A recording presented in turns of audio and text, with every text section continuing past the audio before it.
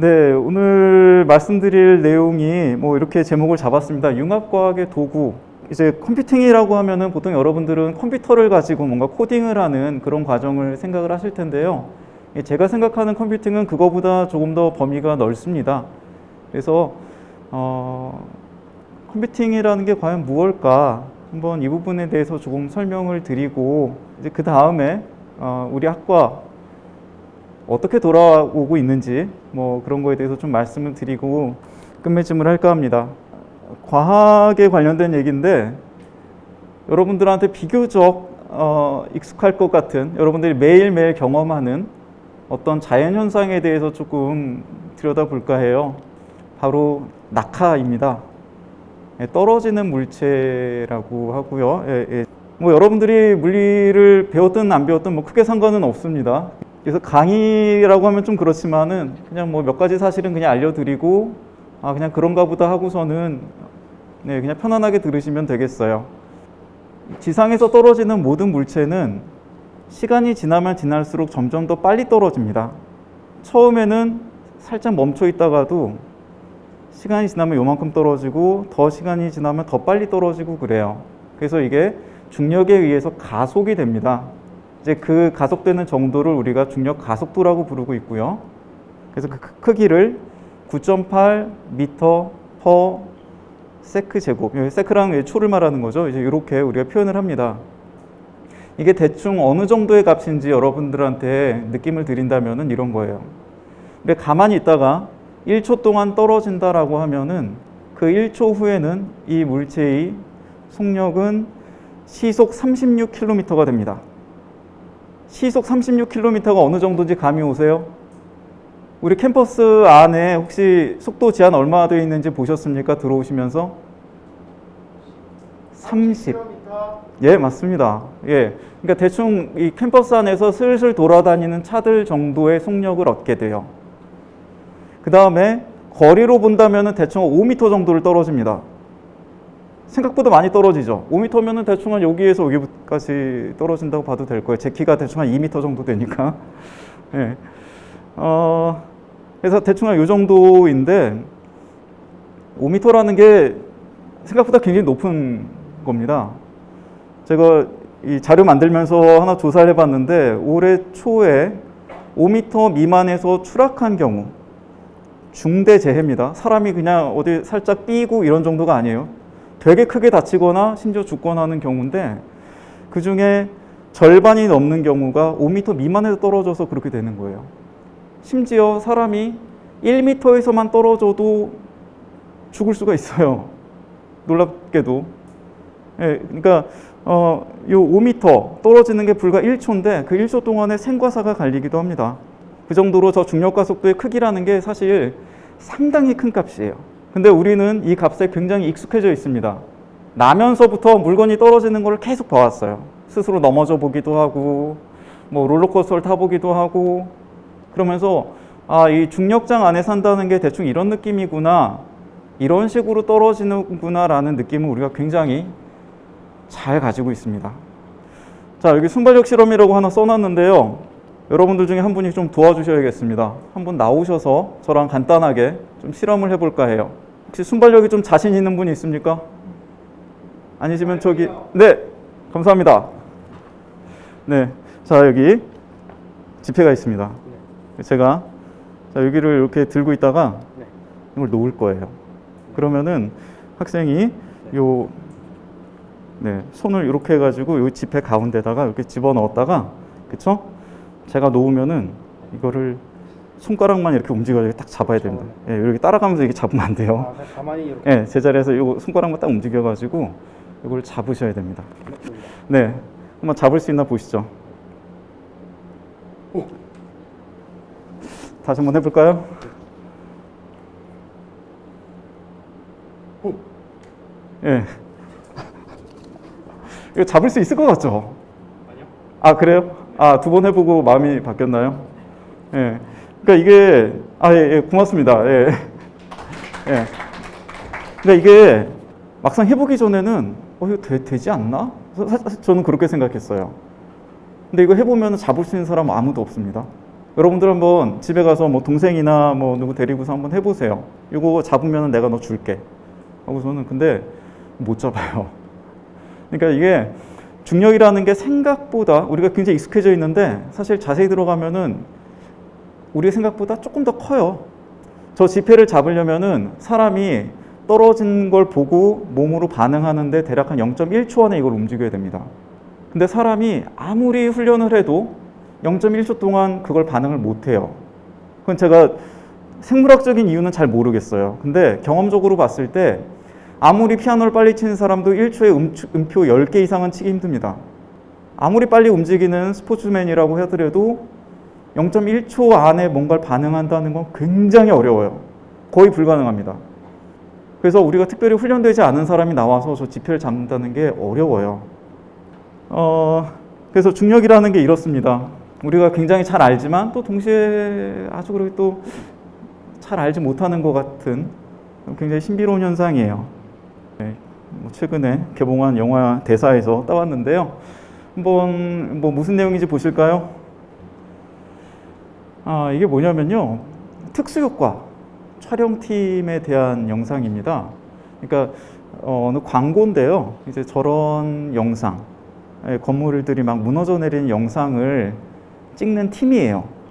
그래서 자기들이 그걸 어떻게 준비를 하는가 이런 걸 보여주고 있습니다. 그래서 뭐 간단한 원리다 이렇게 인형이 풀썩 쓰러지는 것처럼 우리도 틀을 잘 짜서 건물들이 이렇게 내려앉도록 한다. 근데 그 건물이라는 게 우리 사람보다는 다소 크지만 실제 건물보다는 뭐 굉장히 작은 사이즈예요. 불과 한 뭐 몇 미터, 5미터 대략 한 이쯤.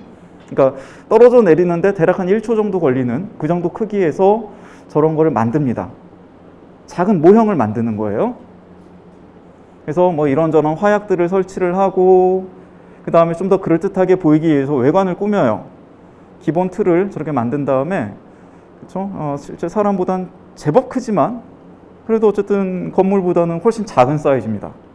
그래서 이거를 실제 있는 건물 모양을 본따 와서 그걸 만들어요. 예, 그렇죠? 언제 모양이 그럴듯하게 만들어졌죠? 그래서 요 안에다가 이제 화약 같은 거를 설치를 합니다. 잘 만들었어요.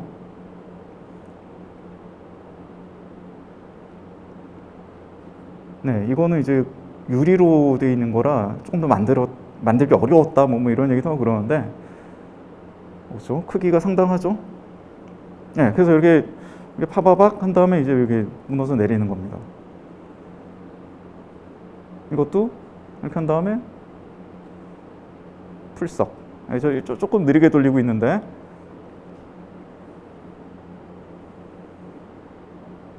그래서 이거를 카메라로 찍어서 영상에 이렇게 집어넣는 거예요. 기본적인 생각은. 자, 이게 이제 광고에 어떻게 들어가나 한번 봅시다.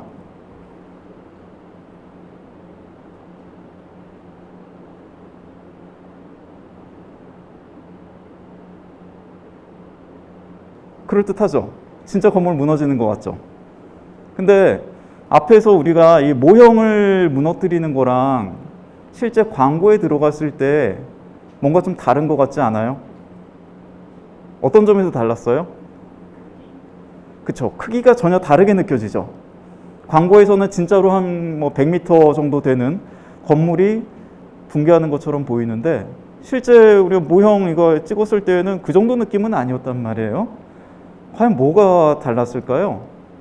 왜 그런 다른 느낌을 받았을까요? 찍는 거리가 달라서. 예, 그것도 좋은 답이에요. 예. 근데 사실은 그쵸, 그것도 이제 조금 이따 얘기할 텐데 화면에 저렇게 집어넣었을 때 거리감이라는 거는 우리가 어떻게 느낄까요? 실제로는 거리랄 게 없잖아요. 컴퓨터 그래픽으로 입힌 건데. 그렇죠? 그걸 우리가 어떻게 저건 멀리에 있는 큰 건물이다라고 느낄까요? 네, 한번 그 뒤에 얘기를 조금 더 보도록 하겠습니다. 아까 우리가 얘기했었던 시간이 지날수록 점점 더 빨리 떨어지고 더 많이 떨어진다라는 거를 수식으로는 이렇게 떨어진 거리는 아까 우리가 봤던 중력 가속도에 비례하고 그 다음에 시간에 대해서 제곱으로 비례한다 이런 식으로 씁니다. 네, 그냥 뭐 그런가 보다 하고 받아들이시면 되겠어요.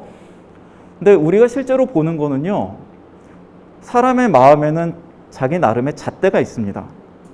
사람한테 제일 편안한 잣대는 대충 한 이 정도가 1m야. 대충 내 뭐 맥박이 한번 뛰는 게 1초 정도야라는 걸 우리가 무의식적으로 알고 있어요. 그래서 그거를 기준으로 우리가 생각을 합니다. 그래서 우리가 이를테면 여기서 여기까지 5m야 라고 할 때는 자기 마음속에 있는 그 자를 이렇게 대봐요. 자가 대충 한 5개 정도가 들어가면 5개를 한 대충 뭐 5m 정도 되겠구나. 그 다음에 내가 저기까지 걸어가는데 이를테면 내가 뭐 숨을 한 몇 번 정도 쉬었다. 그러면 저기까지 한 10초 정도 되는구나. 그렇게 횟수를 거리나 시간으로 환산을 합니다. 우리가 자신도 모르는 새 우리 몸을 기준으로 해서 환산을 해요. 또 우리가 지금까지 쌓아온 여러 가지 경험을 바탕으로 그러한 계산을 무의식적으로 합니다. 사실은 앞에서 여러분들이 큰 건물이라고 믿었던 거는 그거를 이용을 한 거예요. 자, 무슨 얘기냐면 우리는 실제 거리를 아는 게 아니고요. 이러한 1m짜리 자가 몇 개가 들어가는가를 속으로 셈을 합니다. 또 시간도 마찬가지로 우리가 똑딱 똑딱 하는 게 몇 번이 일어나는가를 가지고 시간을 셈을 해요. 그래서 일단 t가 5초다라고 했을 때 그거를 1초로 나누면 5번이 되는 겁니다. 우리가 실제로 보는 거는 숫자예요. 시간 자체를 느끼는 게 아니에요, 우리는. 거리도 마찬가지로 거리 자체를 느끼는 게 아니라 우리 머릿속으로 그 개수를 셉니다. 그래서 개수는 더 이상 미터도 뭣도 아니고요. 그냥 몇 개예요.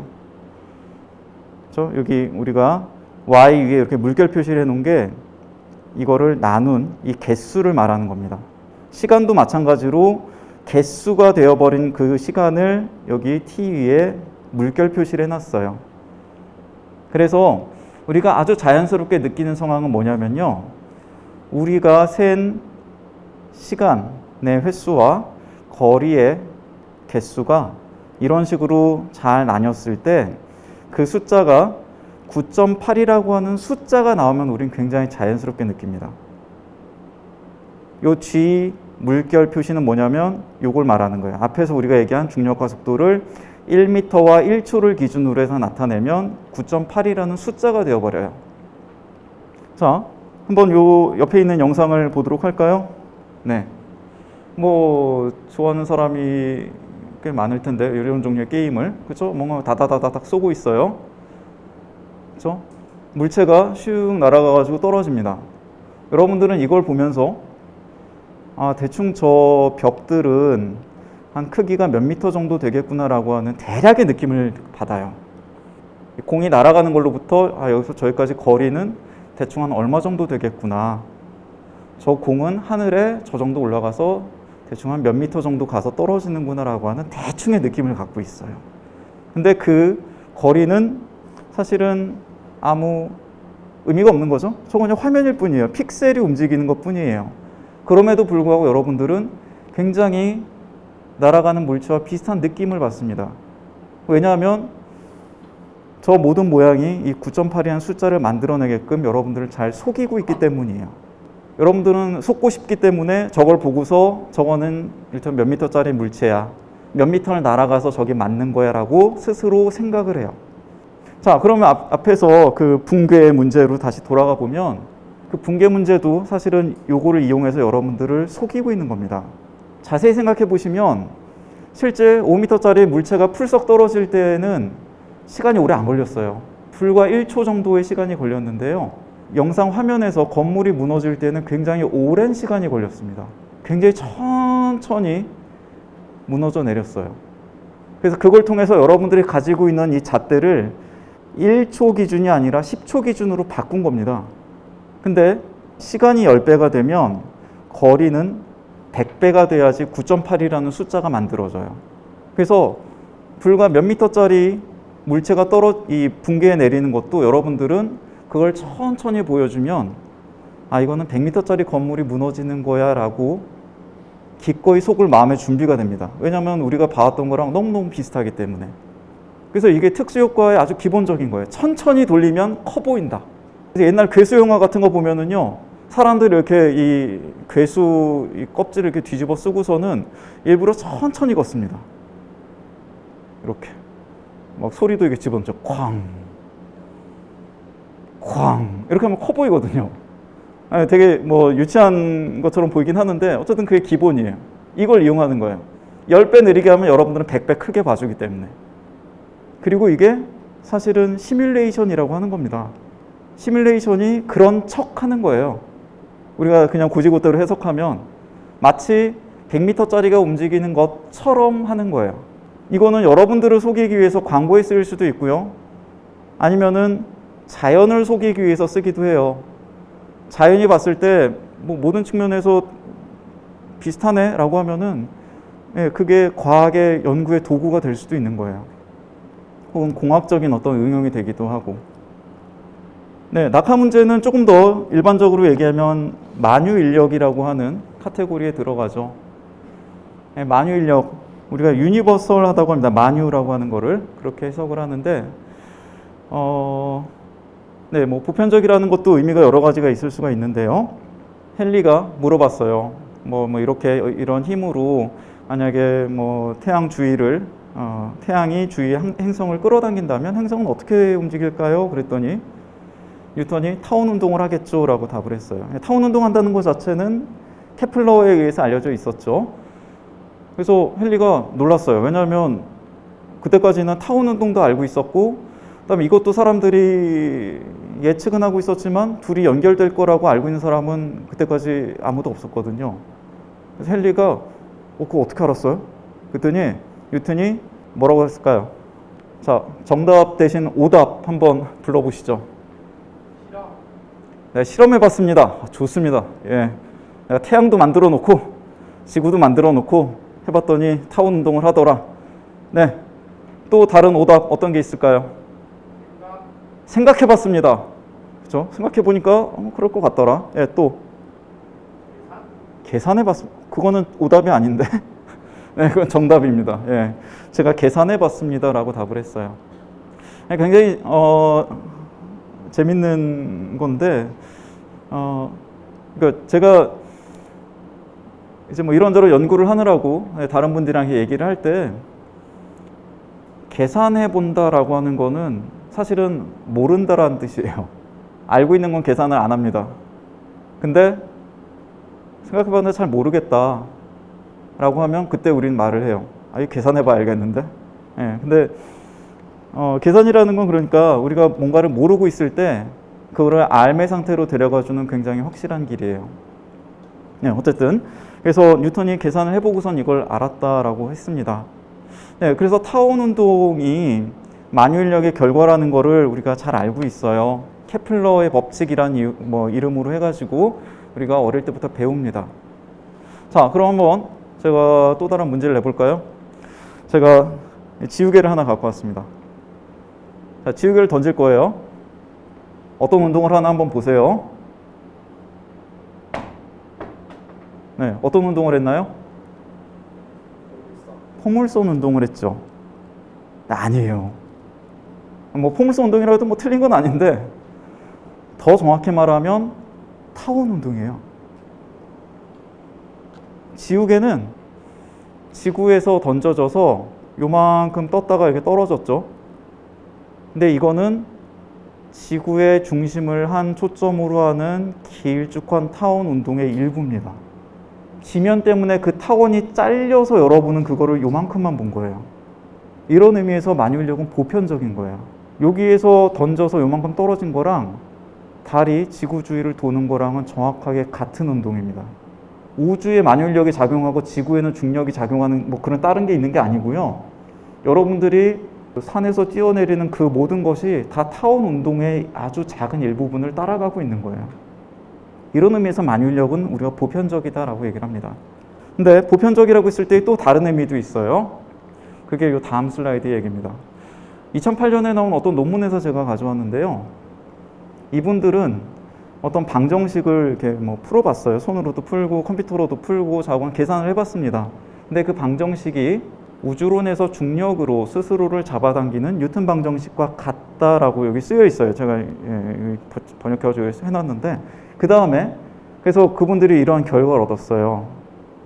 입자들이 이런 모양을 만드는 걸 관찰을 했고요. 거기에서 이분들이 또 한 번 코멘트를 하기를 생물학에서 이는 혈관계의 시초에 대응된다 라고 해놨습니다. 비교해 볼까요? 이게 혈관계의 모양입니다. 그리고 이거 조금 어두워가지고 여러분들한테 잘 안 보일지도 모르는데요. 이거는 은하계의 분포예요. 은하계들이요, 이렇게 점점이 아무렇게나 뿌려져 있는 게 아니고 여기 잘 보시면은 이런 필라멘트 구조를 가지고 배치가 되어 있습니다. 우리 우주를 아주 멀리서 보면은 마치 혈관계처럼 보여요. 이상하게도. 근데 이분들이 우리가 어떤 방정식, 이 방정식은 원래 이거를 기술하려고 한 건데 풀어놓고 보니까 마치 이것처럼 보이더라는 거예요. 둘 사이는 뭐 별다른 관련이 없어 보이는데 말이죠. 뭐 이쪽은 뭐 어마어마한 거리의 구조이고요. 이거는 우리 몸속에 있는 아주 작은 구조예요. 뭐 불과 한 뭐 몇 마이크론 이 정도가 더 적합한. 근데도 이상하게 이걸 풀어놓고 보면 굉장히 비슷하게 보인다는 겁니다. 실제 그 방정식도 중력 방정식이기도 하고 또 동시에 저러한 어떤 작은 입자들이 모여서 구조를 만드는 그런 방정식이기도 하고, 또 이것도 사람들이 굉장히 좋아하는 예인데 여러 가지 기체들을 실험을 해본 거예요. 뭐 이거는 네온이네요. 이거는 A가 뭐죠? 아르곤이어야 될 것 같은데 왜 A만 썼지? 어쨌든 이건 질소, 산소, 뭐 일산화탄소 등등을 그냥 본 거예요. 뭐 온도를 바꿔가면서 밀도가 어떻게 바뀌는가. 근데 그거를 적절한 숫자로 나누어 주면, 그쵸, 뭔가를 나눴죠. 그래서 어떤 때는 1m로 나눠주고, 어떤 때는 5m로 나눠주고, 어떤 때는 100m로 나눠주고, 뭐 일종의 그런 계산을 한 거예요. 그렇게 놓고 봤더니 얘네가 다 다른 기체들인데 똑같은 선 위에 올라와요. 이것도 굉장히 이상해요. 어떤 기체는 사람이 먹으면 죽고, 어떤 기체는 정신을 잃고, 어떤 기체는 뭐 아무렇지도 않은데, 그러니까 다 다른 애들인데 이상하게 다 비슷하게 움직여요. 적당히 우리가 나눠서 보면. 이건 또 비교적 최근, 재작년에 나온 거네요. 그러니까 어떤 걸 봤냐면은 여기 밑에 있는 그림처럼 뭔가가 이렇게 있다가 점점 번져가는 거를 봤어요. 근데 이 번진다는 게 뭐 굉장히 여러 가지에서 나타납니다. 뭐 양자점이라고 하는 아주 작은 나노미터 단위에서도 일어나고요. 아니면 뭐 세포가 자기 구역을 넓혀가는 그런 거일 수도 있고요. 그래서 이분들이 본 거는 요게 이렇게 주변이 울퉁불퉁하잖아요. 이게 얼마나 울퉁불퉁한가를 본 거예요. 그래서 그거를 봤더니 그게 양자점이 됐든 아니면은 뭐 어떤 세포가 됐든 전부 다 굉장히 비슷한 커브 위에 올라오고, 그 다음에 뭐 그 분포도 이렇게 올라오더라. 그래서 이거를 기술하는 방정식도 있고요, 뭐 코드도 있고 여러 가지 방법으로 이거를 사람들이 봐왔는데, 자, 과연 그러면은 그 코드는 양자점을 기술하는 것일까요? 아니면 세포를 기술하는 것일까요? 답은 없습니다. 근데 중요한 거는 이 모든 애들이 나노미터이기도 하고 마이크론이기도 하고 뭐 미터 단위일 수도 있는 이런 수많은 애들이 결국엔 다 비슷하게 보인다는 거예요. 이상하게도. 네, 제가 예전에 뭐 지금도 그렇지만 많이 관심을 가지고 있는 문제가 뭐냐면 소위 스믹이라고 하는 문제입니다. 퍼콜레이션이라고 영어로는 하고요. 그 영어 그러니까 커피 퍼콜레이터라고 이렇게 이 커피 내리는 걸 부르는데 그거랑 관련이 있습니다. 뭔가 이렇게 스며들어가는 문제예요. 그래서 원래는 이런 뭐 커피 내리는 문제처럼 뭔가 이렇게 알갱이들이 이렇게 뭐 퍼져나가는 그런 걸 주로 사람들이 관심을 뒀었는데, 우리가 쉽게 생각할 수 있듯이 뭐 화재, 그쵸? 일단 뭐 어떤 숲에 불이 났는데 불이 옆에 나무로 옮겨 붙는 거예요. 뭐 일정 확률을 가지고. 이제 그러면은 뭐 이런 비슷한 모양이 됩니다. 아니면은 숲에 해충이 발생을 했어요. 해충이 일정한 확률로 옆에 나무로 옮겨가서 또 새끼를 칩니다. 그러면 또 뭐 이런 모양으로 얘가 번지는 거예요. 옆으로 옮겨가는 확률이 그렇게 높지 않으면 그냥 조금만 태우고 맙니다. 근데 확률이 어느 이상이 되면은 여러분이 보는 것처럼 다 태우고서 끝나요. 그래서 이제 그러면 과연 어느 정도 확률이 되어야지만 이게 안 태울까? 예, 근데 이것도 굉장히 여러 가지 측면에서 발견이 됩니다. 아까 뭐 양자점 뭐 이런 것처럼 굉장히 작은 것부터 굉장히 큰 것까지 우리가 비슷한 현상으로 기술을 할 수가 있어요. 예, 그래서 저는 뭐 특별히 뭐 이렇게 생긴 세계에서 불이 난다면 어떻게 이게 번질까 뭐 이런 걸 봤고요. 예, 아까 봤던 그림처럼 이렇게 여러 개의 서로 다른 시스템이지만 이게 다 똑같은 커브 위에 올라오더라. 적당히 우리가 빼고 나누고 해주면 뭐 이런 거를 많이 봤었습니다. 하루는 제가 모르는 사람한테서 이메일을 받았어요. 대뜸 이 사람이 한 얘기가 뭐냐면 도움이 필요하다. 나는 아마추어 과학자인데 뭔가를 발견을 했는데 이게 이제 영어 수거 표현이죠. 여러분들 알아두면 좋아요. 베개 위에서 나랑 같이 자고 있다. 얘가 잠을 잤는데 이 문제가 옆에서 같이 자고 있는 거예요. 옆에 딱 누워가지고 너 나 언제 풀어줄 거야 이렇게 얘기를 하는 거예요. 그래서 이분이 제발 자기 좀 도와달라고 메일을 보냈는데 내용인즉 뭐냐면요. 이분은 그러니까 의사였어요. 미국 분이고요. 은퇴한 의사분인데 이제 이분은 취미로 이런저런 뭐 블럭 쌓기, 퍼즐 뭐 이런 거를 해오던 거예요. 그래서 이분이 하는 건 뭐냐면 이런 식으로 블럭을 아무렇게나 막 쌓습니다. 그러면 울퉁불퉁한 뭐 면이 만들어질 거 아니에요. 그러면 여기다가 물을 집어넣었다고 생각을 하는 거예요. 이 파란색 블럭으로 된 게 이제 물을 표현하고 있는 겁니다. 그러면은 그러고선 이 안에 그럼 물이 얼마나 들어갔나를 이렇게 셀 수가 있잖아요. 그래서 이거를 자기가 이렇게 계속 이걸 뚝딱뚝딱 해보면서 이렇게 하니까 물이 얼마가 들어가네 뭐 이런 거 해보고 그랬는데 뭔가 되게 이상한 게 발견이 됐다는 거예요. 자, 그게 무슨 문제인지 한번 천천히 보도록 합시다. 일단 이 문제는 그러니까 이분이 여러 가지 높이의 블럭들을 생각을 한 거예요. 그러니까 블럭의 개수를 n이라고 하는 숫자로 나타내고 있는데 n이 2라고 한다면 블럭이 아예 없는 그런데도 한 3분의 1의 확률로 있고 그 다음에 이 높이 1짜리 블럭도 3분의 1로 있고 높이 2짜리 블럭도 3분의 1로 있고 뭐 이렇게 되어 있는 거예요. 다 전부 다 n분의 1씩 블럭들을 갖다가 막 아무렇게나 배치를 해요. 그 다음에 이렇게 물을 붓습니다. 그러면 우리가 이게 조금 이렇게 막 해보면은 뭘 알게 되냐면 단위 면적당 들어가는 물의 양은 대체로 블럭 종류가 늘어나면 늘어날수록 비례해서 더 많이 들어가요. 한 종류의 블럭만 있는 것보다 이 블럭이 여러 종류가 있으면요, 그게 더 물을 잘 담아요. 물의 양은 저 블럭 개수 n에 비례한다라는 거를 뭐 이렇게 하면은 우리가 알 수가 있는데 이분이 실제로 해보니까 이게 분명히 올라가긴 해요. 근데 예외가 계속 발견이 된다는 거예요. 블럭이 2종류가 있을 때보다 3종류가 있으면 물의 양이 오히려 줄어듭니다. 4종류가 있는 것보다 5종류가 있는 게 물의 양이 더 적고요. 7보다 8이 더 물이 덜 들어가고 뭐 이런 식으로 예외가 계속 발견이 되는 거예요. 그래서 이분이 이거 왜 이렇지 생각을 하다가 병이 난 거예요. 그래가지고 이제 스스로를 치료하기 위해서 의사라고 그랬잖아요. 생각한 방법이 뭐냐면 이런 분야에서 일하는 사람한테 닥친 대로 메일을 뿌린 거예요. 그래서 저만 받은 게 아니고요. 되게 많이 받았어요. 근데 이제 그 중에 답을 한 사람도 있고 안 한 사람도 있는데 어쨌든 저는 답을 했습니다. 가지고 이거를 가만 생각을 해보니까 뭐 이런 거예요. 만약에 블럭 종류가 그냥 딱 하나만 있다고 해봅시다. 맨바닥이거나 블럭이 하나 올라와 있거나 이런 거예요. 마치 여러분도 앉아있는 이 자리에 높이 하나짜리 의자가 이렇게 박혀있는 것처럼 만약에 어디에나 다 블럭이 박혀 있다면 물이 들어갈 틈이 없어요. 근데 블럭이 이제 조금씩 빠집니다. 원래 100%였다가 90%, 80% 이렇게 빠지면 물이 점점 들어갈 구멍이 생겨요. 마치 여기 웅덩이처럼 물의 양이 조금씩 늘어납니다. 그러다가 어느 이상 블럭이 빠지면 물이 다 나가고 이제 거기에는 물을 아무리 부어도 이제 밑 빠진 독이 되는 거예요. 다 흘러나가 버립니다. 그래서 여기는 물의 양이 없어요. 그래서 이거를 제가 계산을 해보고 이런저런 비교를 해봤는데 제가 그때까지 쭉 봐왔던 2차원에서의 스미기 문제랑 정확히 같은 거동을 보이더라라는 걸 알았고요. 그래서 만약에 블럭의 양이 늘어나더라도 뭐 크게 차이가 없습니다. 단 하나 차이는 물의 높이가 여러 가지가 될 수 있다는 것 뿐이에요. 블럭의 종류가 2종류가 되면 물의 높이가 2일 수도 있고 물의 높이가 1일 수도 있어요. 물의 높이가 2라면 블럭이 높이가 2인 것만 그 물을 막을 수가 있고요.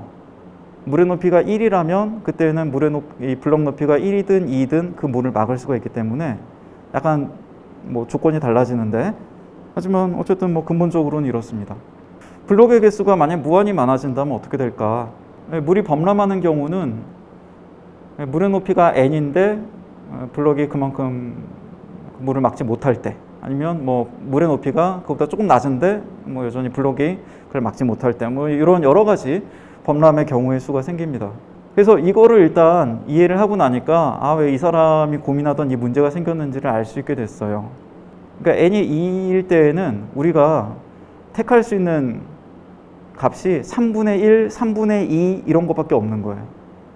근데 물이 범람하는 위치는 정해져 있습니다. 대략 한 41% 정도예요. 제일 가까이 갈 수 있는 거는 3분의 1을 채웠을 때, 3분의 2를 채우면 66%가 되기 때문에 오히려 여기서 멀어집니다. 근데 n이 3이 되면 그때는 4분의 1, 4분의 2, 4분의 3 이것 중에서 41%에 제일 가까이 가는 건 50%일 때예요. 그 다음에 n이 4가 되면 그때는 5분의 1, 5분의 1 이렇게 되기 때문에 제일 가까이 가는 거는 40%가 됩니다. 그래서 이때는 41%에 꽤 가까이 간 거고요. 이거는 오히려 거기에서 멀어졌어요. 이런 식으로 멀어졌다 가까워졌다를 반복하기 때문에 이런 일이 벌어진다라는 거를 제가 답을 해줬고요. 그래서 문제를 풀어줬습니다. 그래서 만약에 이 블럭의 개수가 정말로 무한히 많다면은 그때는 뭐 이런 거를 얘기할 수가 있어요. 물의 양이 언제나 충분하면은 그러면은 계속 물이 넘칠랑 말랑한 그 임계점에 언제나 있게 된다. 그랬을 때 물에 잠긴 넓이는 언제나 59% 이하가 된다. 뭐 이런 것들을 얘기를 할 수가 있고요. 그래서 제가 이거에 답을 하고 나서 뭐 얼마 후에 뭐 어떤 분이 또 논문을 내기를 지구에 진짜로 물이 있잖아요. 그러니까 이 해수면에 의해서 만들어진 이런 해변가의 곡선을 보면은 그게 정말 굉장히 좀 특이한 어떤 뭐 임계점의 모양을 보이더라, 뭐 이런 얘기도 했었고요. 네, 어쨌든 그래서 저는 이 문제를 풀어가지고 논문을 냈습니다. 네, 그리고 이건 이제 미국 팀에서 또 이분 메일을 받은 미국 팀에서 또 답을 해가지고 또 다른 논문이 나갔고요.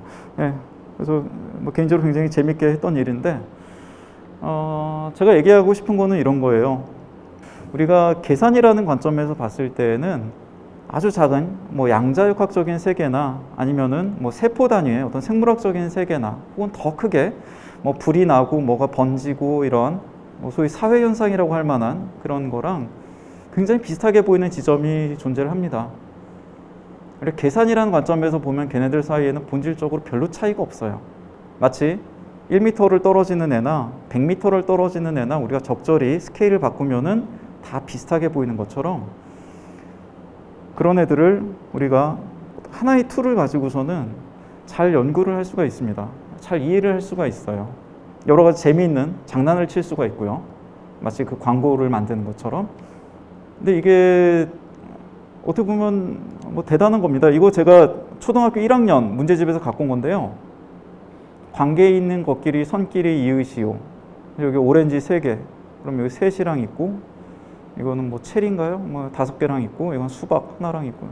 뭐 누구나 다 할 수 있는 거, 그냥 뭐 진짜 초등학교 문제인데, 이거 생각해 보니까 진짜 어마어마한 거더라고요. 어떻게 수박 1개가 오렌지 3개랑 비교가 돼요? 얘는 얘고 얘는 얘지. 그렇죠? 우리가 수박의 향과 맛 이런 거 다 지워버리고선 숫자 1로 만들 수 있다는 건 사실 굉장한 어떤 지적인 도약입니다. 근데 이거를 우린 초등학교 1학년 때 하라고 지금 그러고 있는 거예요.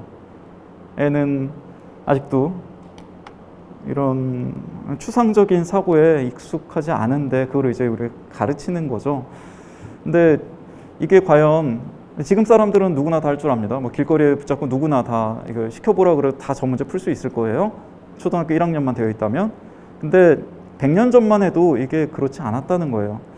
100년 전에 어떤 학자가 시골에 가가지고 사람들한테 이런 문제를 냈습니다. 극지방에는 늘 눈이 덮여 있고 눈 덮인 지역에서 모든 곰은 흰색입니다. 극지방의 곰들은 무슨 색일까요? 무슨 색일까요? 흰색이겠죠. 근데 그 당시에 이 질문을 받은 농부, 뭐 전혀 지적으로 문제가 없는 사람이에요. 예, 정상적으로 다 사회생활을 하고 있고, 이 사람은 이거에 답을 못했어요. 이 사람한테는 이런 종류의 3단 논법, 이거는 아무 의미가 없는 거예요, 자기한테는. 누군가가, 극지방에 사는 누군가가 와서 곰이 희다고 얘기해주면 저는 그거를 믿을 텐데, 그러기 전에는 나는 내가 안 본 거에 대해서 말을 안 한다라고 답을 했대요. 그러니까 그 시대의 사람들은 이것과 저것이 연결되어 있다, 혹은 논리적으로 어떤 연산을 통해서 답을 이끌어낸다라는 사고에 대해서 하기를 거부했대요. 저런 오렌지 3개, 수박 1개 이거 비교하는 거에 대해서는 아마 답할 수 있는 사람이 그렇게 많이 없었을 거예요. 그 사람들이 어리석어서가 아니라 그때는 그랬던 거예요.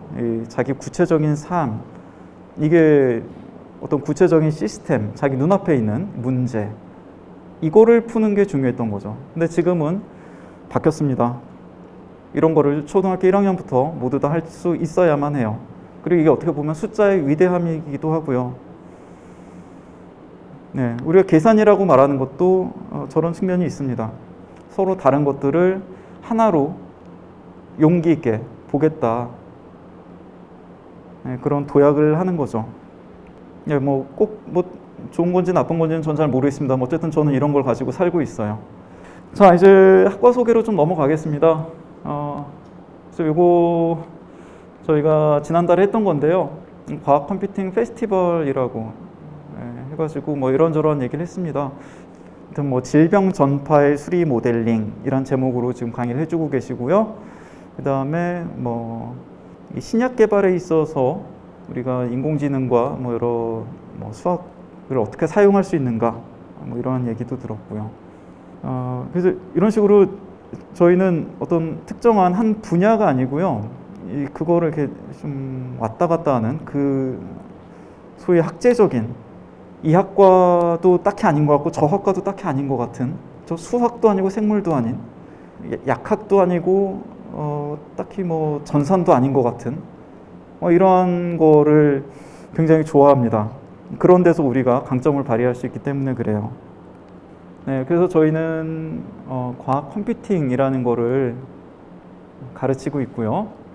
계산과학이라고도 합니다.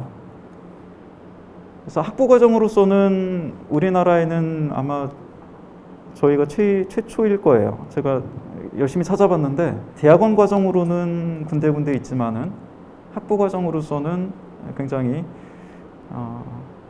선도적인 시도라고 생각하고 있습니다. 외국에는 꽤 많이 있고요. 그래서 지금 저까지 해서 총 6명의 전임 교원이 있고요. 그래서 저는 통계물리학이라는 걸 하고 있고, 그 밖에도 그리고 다음 슬라이드에도 나오겠지만 계산화학, 계산 뇌과학과 기계학습, 네트워크과학, 그 다음에 이론생물학, 양자컴퓨팅 이런 굉장히 다양한 분야를 교수님들이 커버하고 있습니다. 입학 정원은 20명이고요. 네, 그래서 이게 저고요. 그 다음에 이명훈 교수님이 계산화학, 그러니까 화학인데 컴퓨터를 가지고 하는 거예요. 그 다음에 강지영 교수님 같은 경우에는 컴퓨터를 가지고 뇌를 연구를 합니다. 그리고 뇌를 연구하려고 갈라져 나간 분야 중에 하나가 요즘 각광을 받고 있는 기계학습이에요. 기계학습도 하고 계십니다. 근데 이은 교수님은 네트워크 과학이라고 해가지고 일단 사람 사이의 연결망, 기업 사이의 연결망, 이런 것들을 연구하고 계시고요. 김광수 교수님이 수학자로서 바이러스학, 그 다음에 코로나와 같은 전염병 이런 거를 연구하고 계세요. 최병수 교수님은 양자 컴퓨팅. 원래는 컴퓨터 전문가신데, 그러니까 학위를 전산 쪽에서 하셨는데 이제 양자 컴퓨팅 쪽으로 국내에서 굉장히 많은 일을 하셨습니다. 그래서 올해 저희 과에 합류를 하셨고요. 보시는 것처럼 다들 뭔가 좀 애매하게 발을 걸치고 있습니다. 이것과 저것 사이에. 그래서 저희가 가르치는 내용도 까만 부분은 잘 안 보이시기도 할 텐데, 이쪽으로 가면은 우리가 자연과학 쪽에 포커스된 그런 과목들도 가르쳐 드리고요. 물리, 화학, 문제 해결 기법, 이거 뭐 이제 페르미 문제 같은 거, 그런 걸 가르쳐 드리는 거고요. 그 다음에 이쪽으로 가면은 이제 조금 더 수치 해석 쪽, 컴퓨터를 가지고서는 뭐 이를테면은 뭐 구체적인 어떤 문제를 푸는 거죠. 과학 문제를. 이쪽에 뭐 계산을 사용한 생물학, 계산화학 이런 게 들어가 있고요. 그 다음에 제일 밑에 트랙은 빅데이터와 기계학습 뭐 이런 쪽입니다. 그래서 고성능 컴퓨팅, 양자 컴퓨팅 이런 것들도 있고 여기가 이제 기계학습. 그래서 이런 커리큘럼을 만들어 놓고 여러분들을 기다리고 있습니다. 그래서 저희가 수억 원을 들여서 이 기계학습 연구와 실습을 위해서 GPU 서버를 장만해 놨고요. 그래서 브라우저를 통해서 접속해서 계산을 수행할 수 있게 환경을 설정해 놨고요. 그 다음에 뭐 학생들 개개인마다 수업 시간을 자유롭게 사용할 수 있도록 크롬북을 비치를 해 놓고 있고요. 그 다음에 뭐 이거랑 별도로 또 전산 실습실이 있습니다. 그 다음에 학과 내부망도 저희가 이 학교에서 해주는 거 말고도 별도로 예산을 들여가지고 어쨌든 저희가 할 수 있는 한은 가장 빠르게 와이파이 망을 구축을 해놨어요. 그래서 뭐 꼭 영구적인 거 말고도 저희 학과 내부적으로 이런저런 활동들을 열심히 하고 있습니다.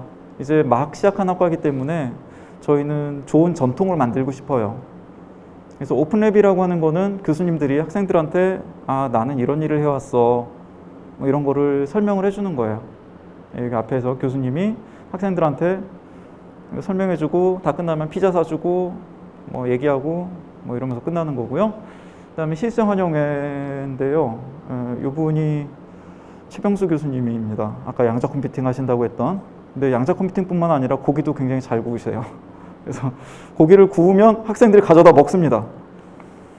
저희는 교수님들이 고기를 굽고 그걸 학생들이 가져다가 먹는 그런